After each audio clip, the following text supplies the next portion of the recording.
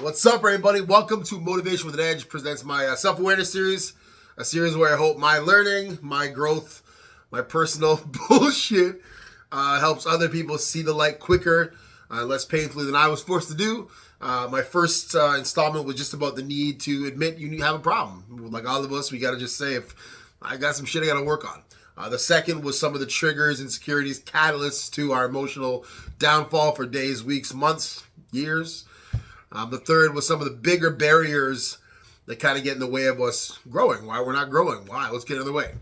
And this one, my final installment for this series, is just some of the methods, some tricks of the trade, some things that I've learned through my experiences that helped me get to a place where I was present, self-aware, objective my own life, and happy. And that's my credibility. I'll always tell you guys, I'm not a psychiatrist, I'm not a psychologist. I'm a happy dude raising a 9-year-old daughter who's been able to overcome a lot of the ego crap, the attitude crap, the entitlement crap, the expectation crap, the overthinking, a lot of crap that just, she was like crap, sorry, but it really is, that took me out of a happy life.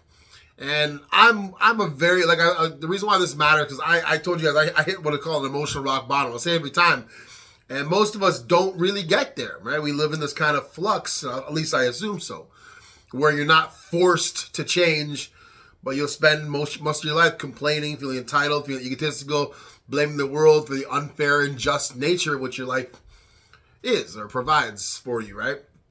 And I would say, like, my idea was, I've had a great life, and especially circumstantially. I could not get my parents, great, like everyone supported, like it's been great, but I messed things up. As much as they say circumstances don't define us, our reaction to them defines us. That's a cliche. People like me, who got so caught up in their ego and attitude and drugs and gambling and booze, create negative circumstances and then aren't prepared to deal with the negative circumstances they create. And that's me. So let's get into it, okay? The first one, just to see kind of the umbrella look for the personal growth, as I've mentioned before, as we should always remind ourselves, we are not our thoughts.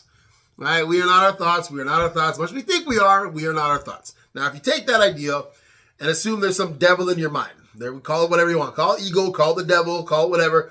Some mental essence that creates drama, conflict, overthinking, past, future worries, anxiety, depression, regret, all these things, right? So, and also looking at it as an objective project, you can say, okay, this is not going to happen overnight. Like all of us know, you'll start a weight program, you're not going to get buff tomorrow. But the pride that you're starting something is already good. Not pride like proud, or just proud like I'm doing something good, purposeful for my own life, right? And once we get that the true objectivity, the ability to see yourself as a third person, and that goal stated each time you analyze, then you have a real chance to undo a lot of the crap. Because a lot of it's just poor conditioning. I didn't know any better. You think I knew? Don't overthink. Watch your ego. Watch all this stuff. And it will create a ripple effect through your whole life. I don't know. Right? But once you do some of the stuff, it kind of gets a little bit easier. And then you get to a place where you see yourself honestly and you're happy. That's all we're doing, right? So the first thing I really want to get into is just creating a space between event, reaction. We talked about before, that's the other series, is the triggers, the catalysts, those things, right? But the understanding of an actual space, right? That's credible for someone like me because I've had impulse control issues my whole damn life, right? So that impulse is tough to overcome because you're like, thing happens, reaction, things happen, reaction, and you're there. And it's like, well, you understand that this is something I want to actually do. You start to be mentally aware. You want to watch reaction and then watch event and then watch reaction. And it's not going to happen right away. Like, it's just not. But at least you're starting to put in your head, there's something I got to worry about, right? And so, like, looking at for someone who has, like, trust issues, for example, okay? Because when you're in a rational state, you probably have a more objective conversation about your life. But when you get in that emotional state, all bets are off. So you're walking with your hubby, whatever, girl or boy, whatever you are, and you have a good time, a good date, a nice dinner, but you have trust issues. So then your significant other takes a look at somebody else and rubs you the wrong way. Like, hey, and you start losing it. Who you looking at? Why you looking at them? You think they're better than me? You got it good here. Why you want somebody else? Blah, blah. And you start running the muck of 20-some years of residue, right? And it's like, whoa. How do you not see? Then you're trying to explain. I didn't look. I just took a look. I don't care what you thought you were. And all other stuff comes up and it's done. But if you remind yourself before that or had the conversation or saw all these times where trust was an issue, you probably know you might overreact. So if you're aware this might be an issue, you'll start being open to the idea that you're overreacting. Subsequently, that overreaction will be less and less because you're now watching yourself be irrational from something that was so innocent. That pragmatic, objective look is a way stronger chance to change that trust issue than if you weren't even aware of it at all and you're just losing your fucking mind because you feel justified in your overreaction, right? So that's one that's tough. And I've always said, I'll keep reminding everybody who wants to hear this. Everyone, this whole world is trying to be black and white. Be positive, be positive, be positive. I don't think there's any worse advice in the world than be positive or don't be negative. It's so superficial. There's so many layers to that you can't just tell yourself, you can say, look at the positive aspect of a circumstance, but like, come on, man. But mine is like, okay, you're going to fuck up, but try your best to mitigate the time between fuck up and getting back to a lesson learned and back to being present. So at least there you give yourself a leeway that I'm not going to be positive because it's hard, man. We got years and years of this residue that causes overreactions, right? Okay. So the next one is, it might not sound like much, but it's read. Read. And like I always noticed in my life when I started to get really make some changes, I'm like, okay, reading put me in a real good headspace, right? One, hey, you're not talking to complaining, whining, bullshit people about the same nonsense. You're actually reading intellectual people who not only are smart and insightful, but have actually been through some of the stuff you've been through, right? Like they know it. And because I think a lot of us think our problems are rare. And I guess, I don't know if it's arrogance, just like ignorance. Like, you just don't know what I'm going through. It's like, okay, I get the circumstances are different, but many of us have similar issues. And I'm not going to go list them all out because I'll miss some and feel like I'm not saying enough, but people have been through it. And not only you're not hearing the complaints, but you're hearing people understand things. Like, for me, I'll tell you very honestly, when I was trying, I really was trying because I couldn't have told you guys, rock bottom and blah, blah, blah. Everything seemed kind of clicking, but I was missing something very, very strong.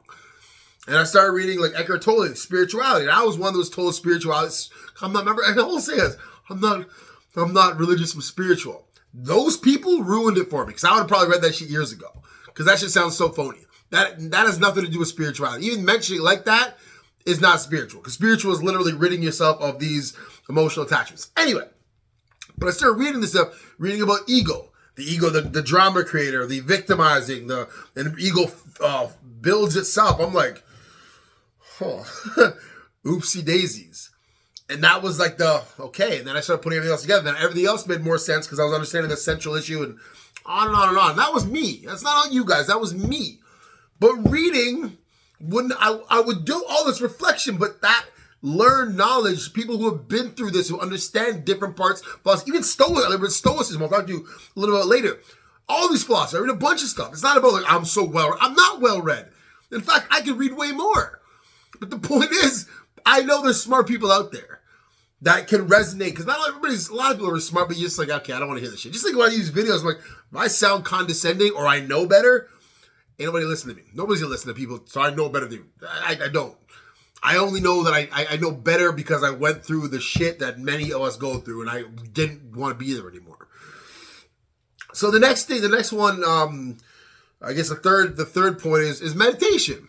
Again, another one of these things that have been like, yeah, these yoga people meditate with their little mats and their tight pants. Meditation is like, it's crazy. I'm not an expert. There's so many different variables of meditation, and there's some for calming the brain internally, calm externally, some for different types of focus. It's crazy, actually. And for me, at least, the one that mattered to me most, for at least the one that I can resonate most with and identify most, was just the need to turn off my brain.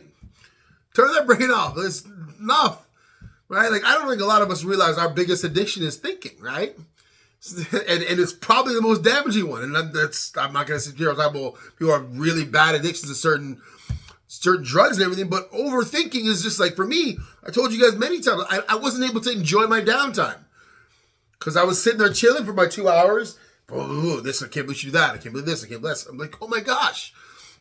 So meditation, at least for my purpose, was to stop thinking with literally the dam, the water, and learn to close the dam so I can actually enjoy myself. And whenever you do your meditation, it's just a matter of trying to find a way to stop the thinking. So you're in control versus it controlling you. It's simple like that. At least for me, it was. It's really annoying when you just start thinking. Because even right now, when I stop and I just see one thing happen and then one thing leads to another, then one, you're just sitting there thinking, you're like, why am I thinking about this person with that? What? But you see how it all goes. And I look at myself like an idiot because I let myself slip. And I've been doing this for years trying to be better with it. I digress. But it's just about understanding that control. And it's just so beneficial to do that because then it leads to the actual ability to grow, which is my next point, the fourth and final point I'm going to make in this video, your morning and evening routine. Now, it sounds basic, okay? But I believe if you're taking that project on, the overall project of bettering yourself, being the third person, seeing your life objectively, this is a beautiful time to do it because this is when a lot of things accumulate and then restart. So the accumulation is the day's events happen. Now, whatever state you're in will happen today. If you're able to control your mind before bed, so if you meditate there, but if you already meditate, that's fine, but you control your mind. For me, at least, look at your day objectively. So what happened objectively and without guilt, okay, that's the key. So what events were you in? The circumstances were odd. What were your reactions to them? What could you improve upon? How can you make sure if that happens again, that was negative, next time it doesn't? A number of different issues. But you can calmly, and again, compassionately, self-lovingly, objectively, see that person, how much you let this devil or whatever get over your life, but how much you were able to control the reaction to the circumstance where the circumstances couldn't be controlled. Okay, so that, you can turn it off.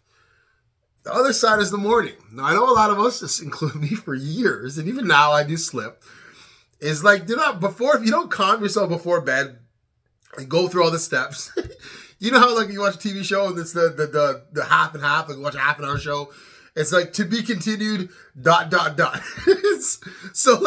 So like the next morning you wake up, especially more like a rush, like the alarm's up, right away, all the stuff from the day before is right there. You're like, what? But hey, come on, man. And you're already into it. I can't believe this, and I gotta do that, and I gotta do this, and she's doing this, and I have my money problems, and my this, and my stress, and it's like, holy shit. And it's just like, it's just never ending. There's no why people are depressed. No, sorry, I don't say that. People are stressed. It's great. I don't know. Depression, I don't say that because I don't know chemical stuff, so I always be careful what I'm saying. But no wonder people are miserable, right? You don't even get a break from it. Give yourself a break from it. And that's why people drink and smoke and do everything. I got to get a break from it. But you can make a break. You can have a break, right? So that morning, if you're able to have stopped yourself here, give yourself a little more time so you're not rushing. Calm yourself. You want to meditate, do whatever you want to do, but just calm yourself for the day. And there's other philosophy, that whole Stoicism I was talking about. Stoic philosophy, their central idea is death is on your doorstep, embrace it. So that leads to perspective, understanding, compassion, not letting your brain go waste time frivolously. But it also mentions, I think it was Marcus Aurelius or one of the guys who's created or at least made Stoicism popular. He's like, look, if we talked about life is suffering, we talk about like life is how you deal with circumstance. He's just like, look, I'm going to deal with unkind people today. I'm going to deal with injustice. I'm going to deal with bad circumstance. I'm going to deal with all this bullshit today. It's going to happen. So if I know it's going to happen, I'm able to prepare myself properly and not be surprised by it, not feel sorry for myself or not feel like a victim because shit is happening to most people, right? And again, it's back to how do you deal with it. So if you're aware that stuff's going to happen, you're not mad when it does. You understand it's inconvenient and crappy, but you're not going to, the next event that you probably could have predicted somewhat, cause you another 2 hours overthinking. And the same spirals. So that's the thing about it. These are 4 things, but there's a million different ways you can help yourself. But the most important thing is be self-aware. That's all I want people to do. I'm not the smartest in all this stuff, but at least me, in my life now, when shit goes down, first thing is, what did I do wrong? Did I let someone make me control my thoughts? Did I let my mind go crazy? Did I let this person bother me with shit? Did I let my expectation of these conditioned realities change me? Did I do all that stuff? And I know for a fact, man, I'll tell you the damn truth. Self-awareness is not going to change inflation. Self-awareness is not going to change corrupt governments. Self-awareness is not going to change your bank account. Self-awareness is not going to change your culture or your family's expectations. Self-awareness doesn't do any of that. But at some point in all of our lives, we got to realize it is not fair. It's not going to, like, it doesn't, like, people can't even rent right now. People can't do this. Like, life's crazy. But it's up to us to realize it doesn't have to be my purpose in life, my success, and my this. It's about, I want to be happy. I want to be relaxed. I'm not right now. As I'm saying that. I want to be happy. I want to be able to improve. I want to feel like loving myself and joy and presence. And the battle should be, how do I make sure the things I can control are taken control of? And that's by being aware of yourself, not blaming the world for your problems. Because, man, life is tough. But the beautiful thing, not only do you see yourself clearly and grow, but then you see other people, the people who you love, your family, your friends, people at work, who may rub you the wrong way. Complain and whine and this and give you shit and blah, blah, blah. But then you realize, hey, man, I was there too. You're not going to go preach to them and give them advice. That's not, no. But you'll understand them more. You'll have more compassion. You'll definitely have more empathy. You'll have more love in your life. Thank you very much, guys, for watching the series. Enjoy. Be self-aware. Be happy. Live free. Enjoy. Bless y'all.